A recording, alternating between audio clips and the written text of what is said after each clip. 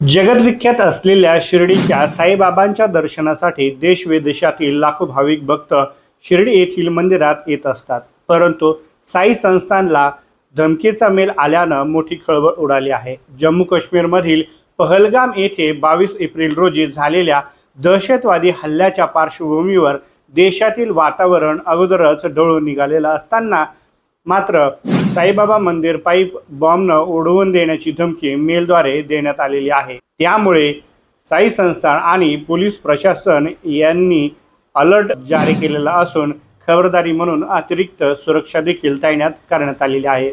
अजित जुक्कोमोल्ला या नावानं हा मेल साई संस्थानला पाठवण्यात आला असून याचा IP ॲड्रेस हा कर्नाटकमधील असल्याचं देखील सांगितले जात आहे.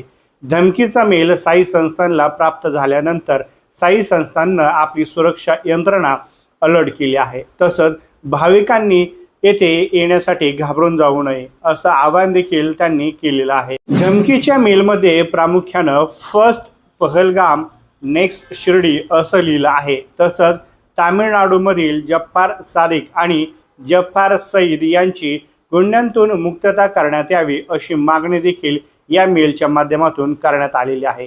दरम्यान साई संस्थान प्रशासनाकडून देखील धमकीचा मेल आल्याची माहिती देण्यात आलेली आहे. याबाबत साई मंदिर सुरक्षा प्रमुख पोलीस उपनिरीक्षक रोहिदास माळी यांच्या फिर्यादीवरून शिर्डी पोलीस ठाण्यात भारतीय न्याय संहिता 351(4) प्रमाणे गुन्हा दाखल करण्यात आलेला आहे. त्यानंतर साई संस्थान सुरक्षा महाराष्ट्र पोलीस MSF सुरक्षा अलर्ट करण्यात आल्याचं साई संस्थानकडून स्पष्ट करण्यात आलं आहे.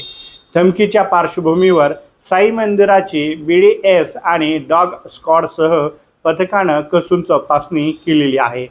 साई मंदिराच्या सर्व प्रवेशद्वारांवरती भक्तांचीही कसून तपासणी केली जात आहे. त्यानंतरच दर्शनासाठी प्रवेश दिला जात आहे. साईबाबा मंदिराचे हजारो सुरक्षा कर्मचारी आणि पोलीस पथक भक्तांची काळजी घेण्यास सक्षम असून देशभरातील साई भक्तांनी निश्चिंतपणे साई दर्शनाला यावं असं आवाहन साई मंदिराचे कार्यकारी अधिकारी गोरक्ष गाडीलकर यांनी साई भक्तांना केले आहे. दरम्यान यापूर्वी देखील साई संस्थानला धमकीचे मेल पत्र आलेली होती.